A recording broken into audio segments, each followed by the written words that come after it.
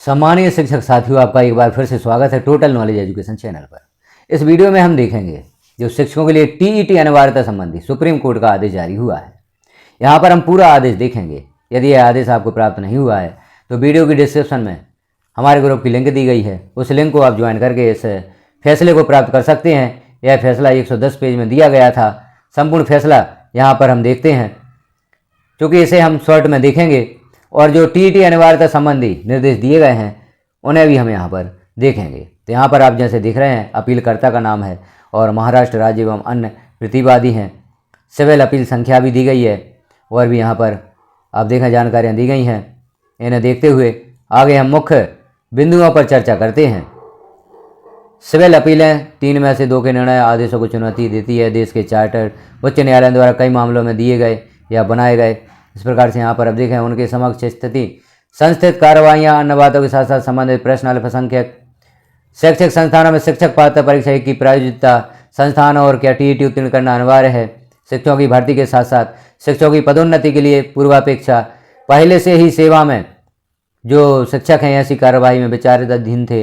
संक्षेप में इस न्यायालय के समक्ष अपील करता और भी यहाँ पर आप देखें यह दावा करते हुए कि टीईटी उत्तीर्ण करना अनिवार्य आवश्यकता है, न केवल गैर अल्पसंख्यक बल्कि अल्पसंख्यकों में भी शिक्षकों की नियुक्ति संस्थाएं चाहे सहायता प्राप्त हों गैर सहायता प्राप्त हों।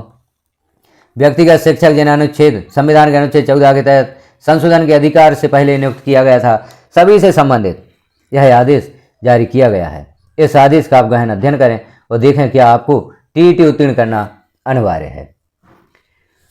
सभी अपीलें यहाँ पर दी गई हैं, जो भी पूर्व में अपीलें की गई हैं या पूर्व में इससे संबंधित केस किए गए हैं, सबसे संबंधित यहाँ पर जानकारी दी गई है। क्या शिक्षकों की नियुक्ति अधिसूचना जारी होने से पहले बहुत पहले हुई थी, उससे संबंधित भी यहाँ पर जानकारी है। और भी मुख्य अपील में दिया गया निर्णय उच्च न्यायालय का है। बॉम्बे न्यायालय 5 द्वारा 12 दिसंबर 2017 को एक रिट याचिका 6 पर आदेश आज़ाद एजुकेशन सोसाइटी महाराज एक अल्पसंख्यक संस्थान द्वारा स्थापित चुनौती 23 अगस्त 2013 के सरकारी प्रस्ताव को दी गई थी, जिसके द्वारा नियुक्ति के लिए टीईटी योग्यता को पूर्व शर्त बना दिया गया। सरकार द्वारा प्राथमिक शिक्षा प्रदान करने वाले स्कूलों में शिक्षकों की संख्या महाराष्ट्र के बॉम्बे उच्च न्यायालय ने इस तरह की व्यवस्था पर विचार किया। टीईटी उत्तीर्ण अभ्यर्थी होने पर यदि वे पात्र पाए जाते हैं तो अपने पसंद से ऐसा कर सकते हैं। ऐसा करके इसमें बहुत से निर्णय दिए गए हैं जो पूर्व में हो चुके हैं और भी कुछ चुनौतियां दी गई हैं, उनसे संबंधित भी जानकारियां यहाँ पर दी गई हैं। इस आदेश में संपूर्ण जानकारी दी गई है, कब कौन सी याचिका प्रस्तुत की गई, कब रिट याचिका दायर की गई। यहाँ पर हम देखते हैं जो टीईटी से संबंधित अंतिम निर्णय दिया गया है, उस अंतिम निर्णय को हम देख लेते हैं। अब इस फैसले की जो मुख्य बातें हैं उन्हें हम देखते हैं। सेवारत शिक्षकों पर टीईटी की प्रयोज्यता पर आदेश यहाँ पर दिया गया है। यह अंतिम पेज है। यहाँ आप देखें, उपरोक्त विस्तृत चर्चा के आधार पर हम मानते हैं कि सभी स्कूलों को आरटी अधिनियम के प्रावधानों का पालन करना होगा। आरटी अधिनियम की धारा 2(n) में परिभाषित स्कूलों को छोड़कर और अल्पसंख्यक द्वारा प्रशासित चाहे धार्मिक हो या भाषाई, जब तक संदर्भ पर निर्णय नहीं हो जाता और उत्तरों के अधीन नहीं हो जाता, ऊपर खंड 7 के अंतर्गत तैयार किए गए प्रश्न तार्किक रूप से यह अनुसरण करेगा। सेवारत शिक्षकों उनकी सेवा की अवधि पर ध्यान दिए बिना, अर्थात जो सेवारत शिक्षक हैं उनकी सेवा की अवधि पर ध्यान नहीं दिया जाएगा। सेवा में बने रहने के लिए टीईटी उत्तीर्ण करना भी आवश्यक होगा। तो यहाँ पर यह बात महत्वपूर्ण है। पूर्व से जो सेवारत शिक्षक हैं, कितने वर्ष की उनकी सेवा अवधि हो चुकी है, उस पर ध्यान नहीं दिया जाएगा। सेवा में बने रहने के लिए टीईटी उत्तीर्ण करना भी आवश्यक होगा। हालांकि हम जमीनी हकीकत के साथ साथ व्यवहारिक पहलुओं को भी ध्यान में रखते हैं। चुनौतियाँ ऐसे सेवारत शिक्षक हैं जिनकी भर्ती बहुत पहले हो गई थी आरटी अधिनियम के आगमन तक, और जिन्होंने 2 से अधिक या 3 दशकों की सेवा भी की है। वे शिक्षा प्रदान करते रहे हैं अपने छात्रों को बिना किसी गंभीर प्रयास के अपनी पूरी क्षमता से। ऐसा नहीं है कि जिन छात्रों को शिक्षा दी गई है, गैर टीईटी उत्तीर्ण शिक्षकों ने जीवन में कोई चमक नहीं दिखाई है। बेदखल करने के लिए ऐसे शिक्षकों को इस आधार पर सेवा से मुक्त कर दिया जाएगा कि उन्होंने योग्यता प्राप्त नहीं की है। टीईटी थोड़ा कठोर प्रतीत होता है, हालांकि हम तयशुदा बातों के प्रति सजग हैं। तो यहाँ पर आप देख रहे हैं, आपने बहुत अच्छा कार्य किया है, विद्यार्थियों का रिजल्ट भी अच्छा दिया है, इस बात पर भी ध्यान नहीं दिया जाएगा। ऐसे शिक्षकों को इस आधार पर सेवा से मुक्त कर दिया जाएगा कि उन्होंने टीईटी उत्तीर्ण नहीं की है, उन्होंने योग्यता प्राप्त नहीं की है। यहाँ यह भी लिखा जा रहा है, टीईटी थोड़ा कठोर प्रतीत होगा, हालांकि हम तयशुदा बातों के प्रति सजग हैं। कानूनी स्थिति यह है कि किसी कानून के क्रियान्वयन को कभी बुराई के रूप में नहीं देखा जा सकता। और आगे देखें, उनकी दुर्दशा को ध्यान में रखते हुए हम अनुच्छेद 216 के तहत अपनी शक्तियों का प्रयोग करते हैं। भारत के संविधान की धारा 142 और निर्देश देते हैं कि वे शिक्षक जिनके पास आज की तारीख तक 5 वर्ष से कम सेवा शेष है, वे तब तक सेवा में बने रह सकते हैं। वे टीईटी उत्तीर्ण किए बिना ही सेवानिवृत्ति की आयु प्राप्त कर लेते हैं।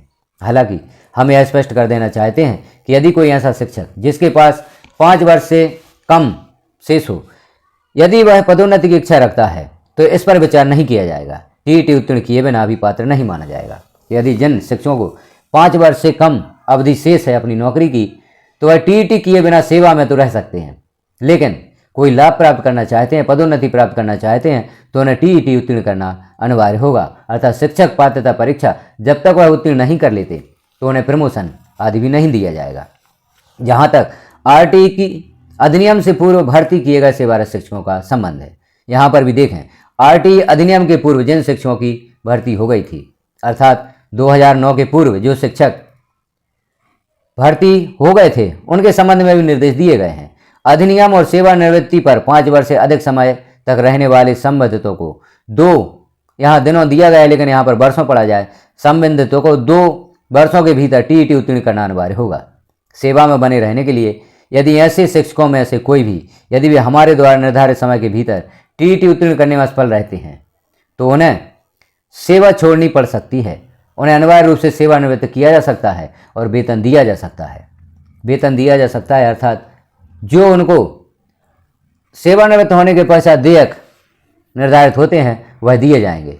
वे जो भी टर्मिनल लाभ पाने के हकदार हैं उन्हें प्राप्त करें।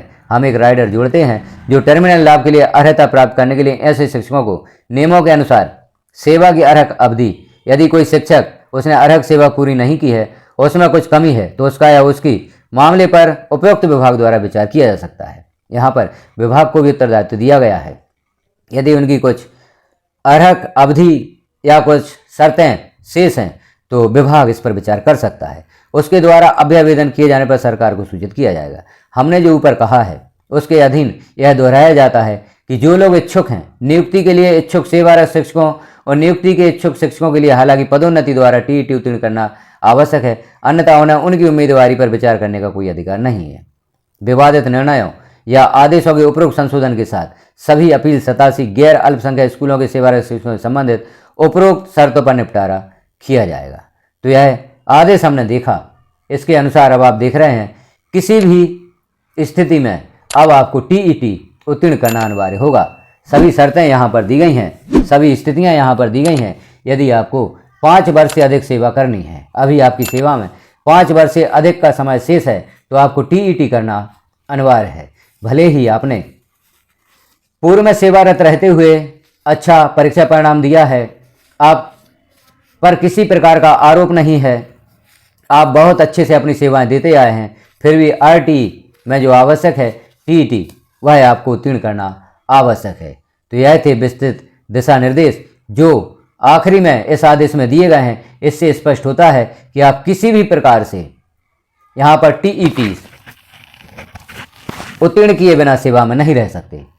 यदि 2 वर्ष के भीतर आप टीईटी उत्तीर्ण नहीं कर सकते या शिक्षक पात्रता परीक्षा उत्तीर्ण नहीं करते, तो आपको सेवा में रहने का कोई अधिकार नहीं है। आप या तो स्वयं सेवानिवृत्त का आवेदन दें या विभाग द्वारा आपको अनिवार्य सेवानिवृत्ति दे दी जाएगी। तो इन निर्देशों को आप अवश्य समझें, यह संपूर्ण निर्देश हैं।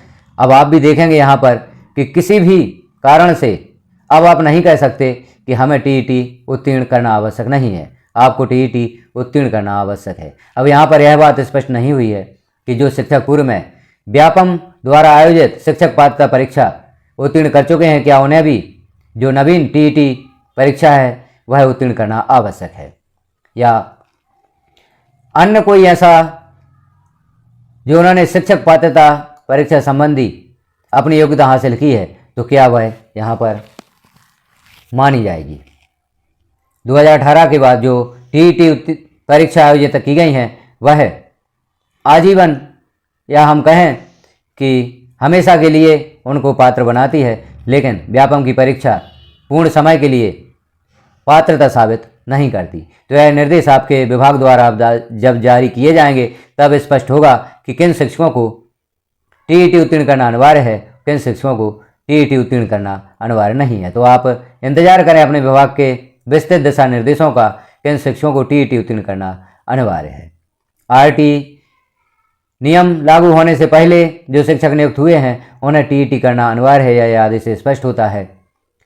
आप यदि पात्रता परीक्षा उत्तीर्ण नहीं है तो आपको सेवा में रहने का किसी प्रकार का कोई अधिकार नहीं है, इस आदेश से स्पष्ट हो गया है। तो यह जानकारी आपने देखी, यह जानकारी शिक्षकों के लिए अच्छी तो नहीं है, लेकिन जानकारी से आपको अवगत कराया। जानकारी आपको कैसी लगी कमेंट में एक बार अवश्य बताएं। इससे संबंधित कोई आप कमेंट करना चाहते हैं, अपना मत देना चाहते हैं तो उस मत को भी आप अवश्य यहाँ पर दें। वीडियो को लाइक करें, अन्य साथियों में शेयर करें ताकि यह जानकारी सभी साथियों को प्राप्त हो सके। वीडियो को लास्ट तक देखने के लिए, हमारे साथ बने रहने के लिए आपका धन्यवाद।